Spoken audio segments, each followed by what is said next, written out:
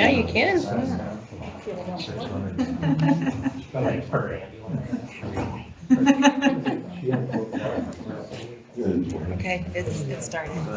So when I'm done, I just press hit that button.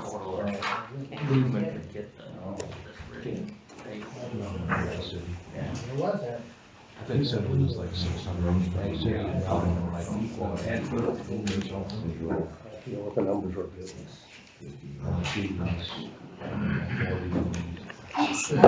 Seats, don't you?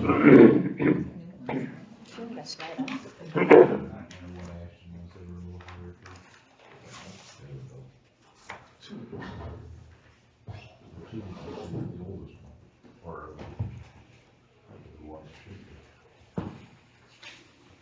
Both of those got about the same amount of miles.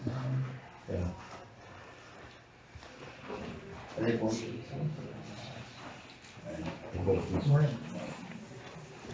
Morning.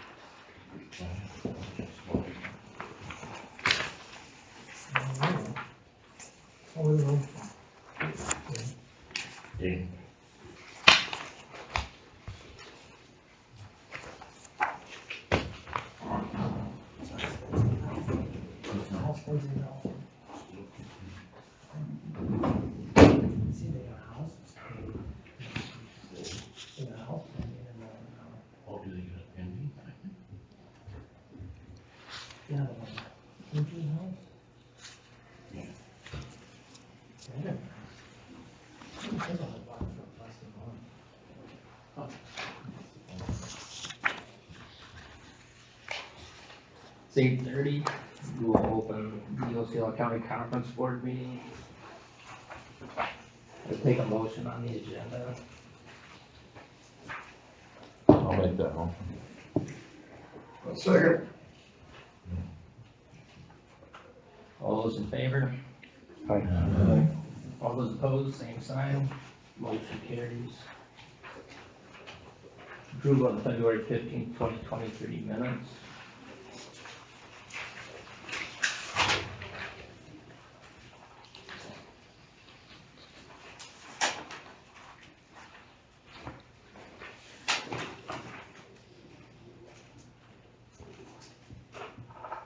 I'll make a motion to approve.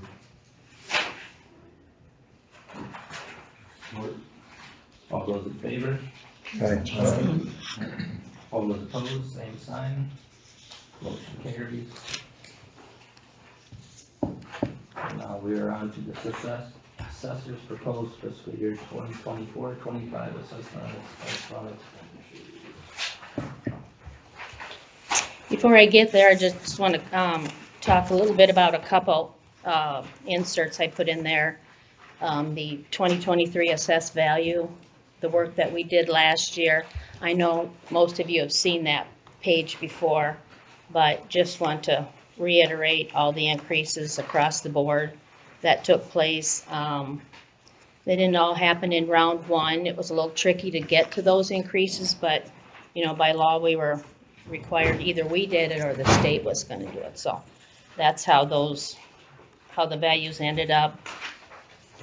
Every class, almost every property, it was, and what I'd like to point out is we had 2 taxpayers and 4 parcels, on 4 parcels that came to the board of review. So widely across the county, those increases were accepted. So I think that speaks for itself. And then also I keep a history of the assessed value since I've been around, which has been a long time. And obviously the assessed values have gone up 320% under my watch. and we're now over at $1 billion. So that's 11,000 parcels and $1 billion of valuation that, you know, I need to keep equitable. So I just wanted to point those things out. And then we can get to the proposed budget. You probably all had time to look at it. I put in last year's just for reference. So I'm asking for $299,510 for the fiscal year 24-25. And the expenses are all itemized here. The only big one in there is the fall flight that we did in 2022. We're on our third payment of 3 years. So that's a $23,000 expense that'll go away next year. And the good thing is, if I don't spend all these line items, we don't lose them. It just carries over till next year, so it'll just reduce next year's tax asking.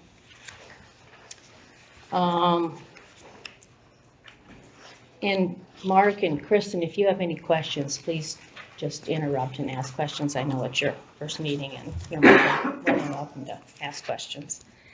I think most of these are just, the expenses are just copied from last year.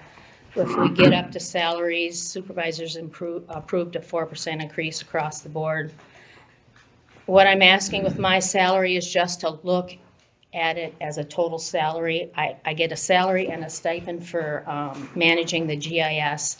And the GIS is essentially the beacon. If you've all been on the beacon, it's all the layers on the beacon. So that's essentially what the GIS is. And then, of course, in-house, because of the workflow in Osceola County, my office and specifically myself takes care of the transfers, the splits, and some of those things that an in-house GIS person could take care of, or it could be subcontracted out. So that's what the GIS stipend is. And so what I'm asking is to look at my total salary, and I provided you a couple salary surveys. One is for the 99 counties and the city assessors offices, and where I rank currently, I rank 92nd. Okay, there's 8 assessors in the state that get paid less than I do.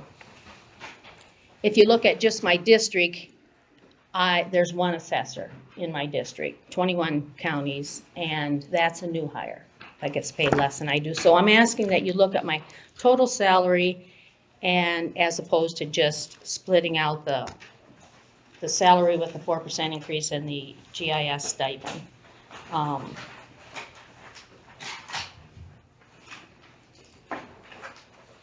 So bottom line is I'm asking for $299,510. If we don't spend all that, then it'll just carry over to next year. And the other thing I'll point out is it's not a real estate year, so I'm not asking for any extra money for litigation or board of review appraisals or anything like that. So that's just in and off year. We don't have to worry about that. We don't have any court cases going on. Last year we settled with Poet, and that didn't cost us any money because Nolan handled that. So there's a lot of savings there.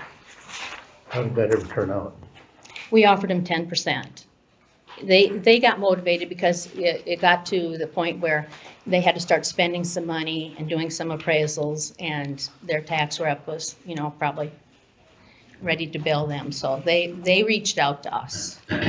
So I got the Board of Review's opinion, and they agreed on 10%, so we offered them 10%. And then last year, Vanguard came in and did reappraised the elevators and Poets. And that's a project we had contracted with them for several years, but last year they did the reappraisals and turned it over to us in July, and it's exactly what they came in at, the Poet value minus the 10%. So we didn't have to, you know, come back this year and raise it. So we're good to go there. I thought with that GIS stipend, I thought we had agreed on 5,000. Well, that's kind of been all over the board. Where I'm going with this is I would just like you to look at my total salary with the GIS stipend and where I rank with my peers. If you want to take 2,500 off the GS stipend and add it to my salary, either way, I'm proposing that my new salary would be 74,636. So however you want to split it, that would be up to you.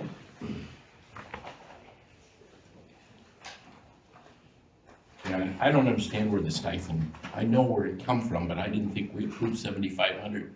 Last year we did. We did approve that? We did. We had extra drainage work in there. But if you check around, it's still a good value, so I'm still proposing that my new salary would be 74,636. I think part of the 7,500 wasn't you kind of anticipating you training somebody? Wasn't that part of it? I think it was.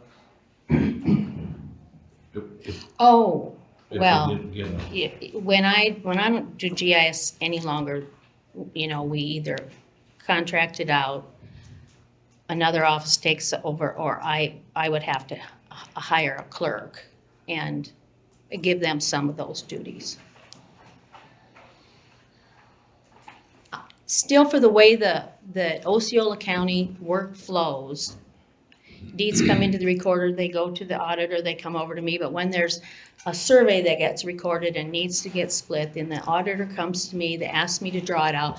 We're still maintaining 3 paper plat books. So I draw it out in the GIS so that we can get it to our paper plat book. So it's just the workflow in Osceola County, it works better to have it in-house rather than, sending it out and waiting for it to come back.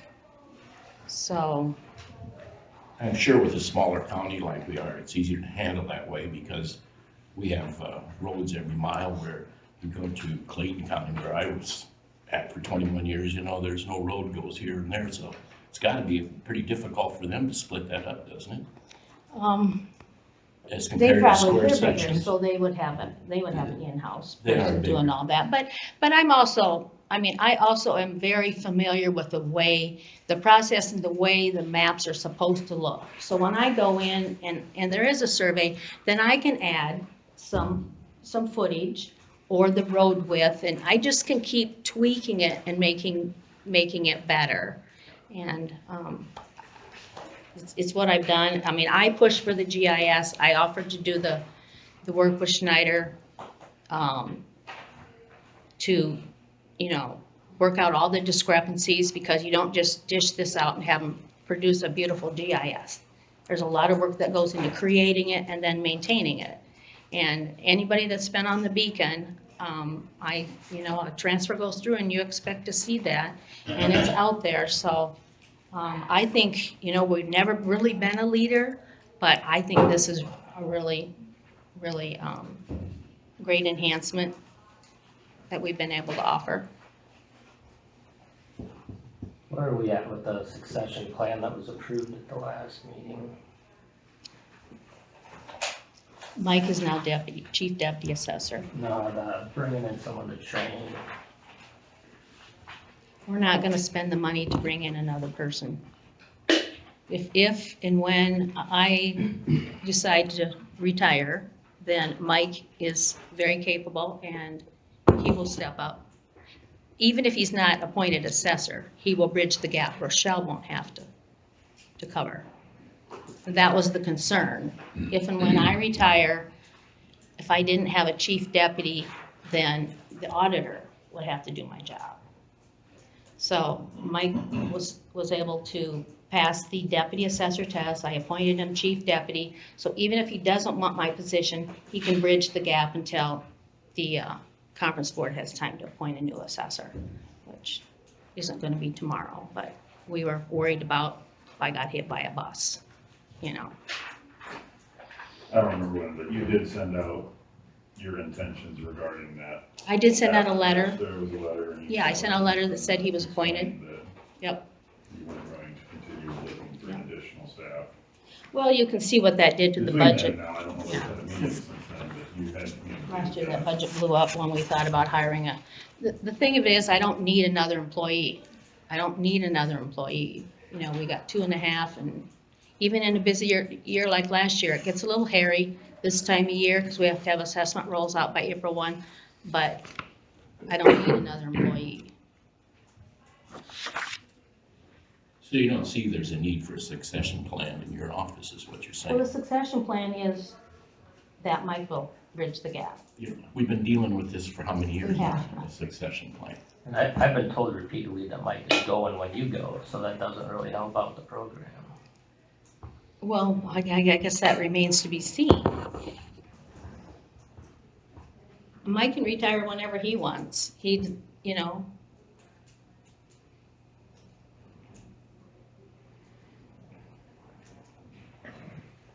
I mean, I can also stay around. When I retire, doesn't mean I have to walk out the door.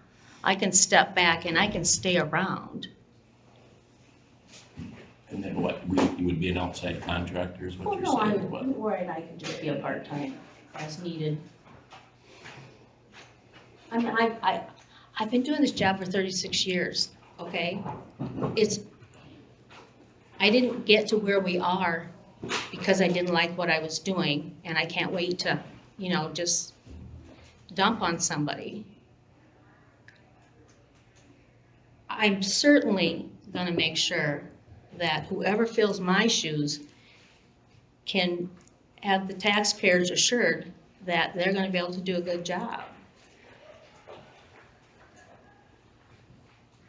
So if need be, if Mike wants to go when I go, that's fine. I can stay on. It's a problem in a small office when you lose people. I get that. But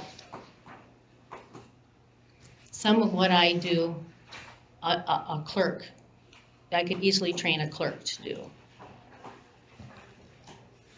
Or if you check around other counties, some of what I do is done in the auditor's office.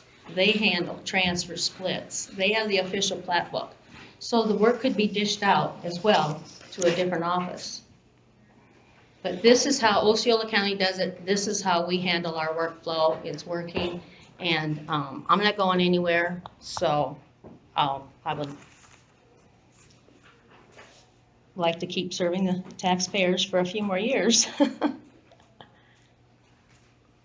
Don't you have like, isn't it like a 6-year Term, term? yes, like And what 4 is it? years, 4 more years. 4 more years Yes. on that term. Where are you at in that current term? I'm just starting the 3rd year, so basically 4 years.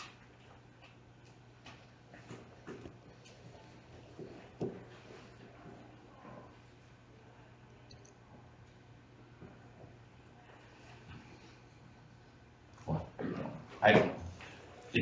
It bothers me that, you know, we talked about this how many years ago? Every year. Because O'Brien County, well, but what brought it up? O'Brien County went through it, their auditor left them with nobody, and they had quite a problem. The auditor or the assessor? The assessor, excuse me, assessor. Well, actually, they did hire, and that I person understand didn't that. work out. That person didn't work out, so Because they didn't have anybody trained in-house. Oh, but that's not true. Lori Oh. was so capable. She could run the show. But She didn't didn't want want the it. job. She Correct. just did not want the job. So they hired somebody from another county, and he came in and he just didn't work out. So he left. He seen the handwriting on the wall, and he left. And then it took him months and months to get somebody qualified, to get somebody in there. And But that's- in the meantime, they had people. Their auditor did not have to step in. But that's why Um, we guided you to get on board somebody that was qualified, not just somebody to appoint as a first clerk, Well, let me. was to get somebody in-house that, Right. I don't know. I mean, it doesn't, nobody else cares, I guess I don't care either. It's just, why do we have this board meeting and we direct you to do something and it doesn't get done? That's what I don't understand. I've never been on a Well, I board feel like, like if you were on a board in an individual business, where would you be? Well, If I directed you to do that, and I was your manager, what would happen? Well, I don't feel we needed to spend an extra, But the board must- $75,000. The board must have thought it was a concern to do that. It was a concern because they were worried that Rochelle would have to do my job, who knows nothing, let's just say, who already is stretched, okay? So the best solution was to have somebody in the office that knows my job, appointed chief deputy that can fill in. We took care of that. I 100% believe that if I decided tomorrow never to come back, Mike could do the job, and one of the reasons he could do the job is because we have a great association. He just has to call somebody. Somebody who could come over. The state will mentor. Vanguard will mentor. The job can get done, and Mike knows the process. Sharon, I think what he's saying, and I think where the disconnect is the board gave you a directive of what we wanted you to do. And you decided you weren't gonna do it, and rather than call another meeting to express your concerns as to why you didn't wanna do it, you just unilaterally made the decision without the board and sent the letter out and didn't have the conversation with the people that made the decision. Well, the main concern is if I'm no longer here, who's gonna do my job? But So we his took care concern, of that Sharon, job. was the fact that the board gave you the directive and then you didn't do it. Well, I guess I didn't feel that was the issue. I feel like the issue was somebody needs to be able to step in if I'm not here. And when I look at our budget last year and it's $100,000 more, I'm thinking, taxpayers, seriously. You're missing the Ta- point, Sharon. You should have I don't think I'm reconvened missing the point. You're I missing think the point. She informed us we could have called a meeting too. We had the opportunity to address. what She doesn't she have did. the ability to make that unilateral decision that the board already gave her a directive to do. I don't think that was right. She's the appointed assessor working within the budget she has, so I get what you're saying. It's in the minutes. But there's not many offices that we're staffing double what we need because the change might come. Well, then reconvene the board and say, I don't want to do it. I still had the authority to appoint Mike chief deputy irregardless. But you didn't have the authority to say what you weren't going to do what the board directed you to do. That's what the point he was getting at down there. Well, I think if it came down to it, there was no reason to spend $100,000 for the what if. Well, there's a process to this, and you seem to have no respect for the process, I guess, but be that as it may. I do agree with what you're saying, Paul, but by Mike becoming deputy, we were in a different situation than where we were before that designation was achieved. And he's training up, you're training up to take her position, right? Or did you just take a test to be first deputy? Me first deputy, yes. My recollection was that he had indicated, or we were told he wasn't interested in being deputy and becoming assessor, which would necessitate, okay, what's the transition? So I do think there's a different scenario than what we were considering when we requested that. I'm not trying to say what. I just know we've been discussing it Yeah. for how many years, so then, okay, big deal, drop it.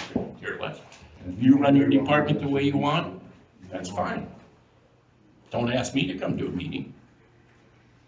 We also Before. discussed for years about appointing Mike deputy, and when he conveyed that he didn't really want my job, there was no reason, because that's an expense as well. To have a deputy is an expense as well, so I feel like we got the best of both worlds here. We got my retirement or resignation or death covered, okay? We got it covered. That was the end goal. We got it covered. If I'm no longer here, this job will still be able to be done right. It will serve the taxpayers like I'm currently serving the taxpayers, and that to me, it was the goal. I guess that's your goal, Don't ask. It's like, don't ask, don't tell. Okay. Let's get on to the meeting.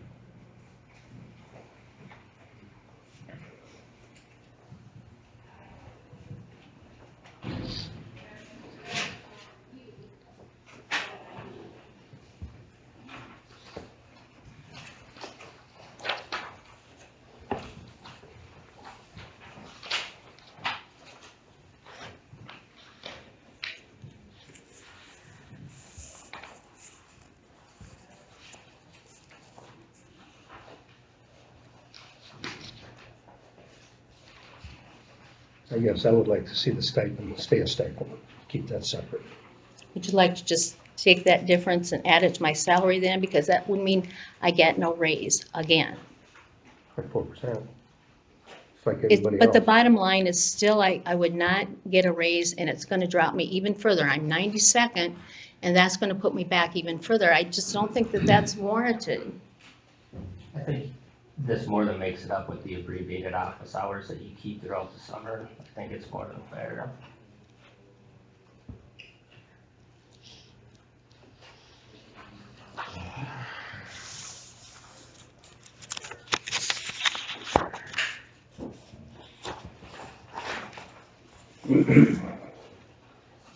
I would make that a motion to keep that GIS separate. Keep it as a stipend. I would make that a motion. We are keeping it as a stipend. I'm just asking you to look at the bottom line, The total. the total. I'm asking for my salary for next year to be 74,636, and that's the split. We do have to keep it separate. So if you get, say, another 3-4% raise next year, then it'd go off to 74,000. No, it never does. It never goes off the stipend, it only goes off my base salary. The increase never goes off that. That's just a flat amount. So the motion for 72. Well, we can take that back.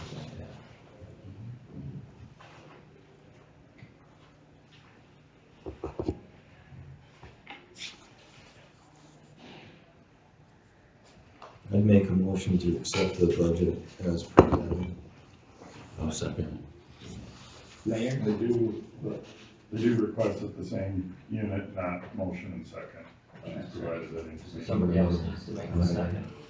Second has to come from one of the other groups. Best practice has been that the Okay. school board should be good. I will second it then. Mayors? Aye. School board members? Aye. Board of supervisors? Aye. Motion carries. Did you vote, Ed, or you don't have to, because you're chairman? He doesn't have to. Okay, we just want to keep. Approve assessors fiscal year 2024-25 assessment specified expenditures. What's that one for? That, we just did that. Set the public hearing date for Wednesday, February 14th, 2024, at 8:30. Does that work for everybody? I publish next week, and then 2 weeks after that, we would have a public hearing. Does that work for everybody? I won't be here. I'll say my sons make it to save us. Okay. But I have mayors. Mayors, can you, I don't. you or Patrick? I can't speak for Pat. Okay, but if he can't, you can? Okay, okay, think so. okay. Well, Sam and I will work it out. okay, perfect. Okay, and Chad? Okay. Okay, mayors? We're voting on the Setting the public hearing. Do we have I need a, a first and a second from somebody. Yeah. I'll make a motion to go on next meeting on February 14th. Mayors? was there a second? Yeah. Jerry? Yes. Yes. School board members? Yes. Aye. Board of supervisors? Aye. Motion carries. Last item, adjournment. Take a motion for that. I'm gonna get a motion. Jerry. Support. Who seconded We that? got support from one of the mayors back down. Jerry Johnson.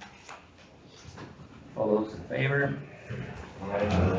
All those opposed, same sign. Meeting is adjourned. Thanks, guys.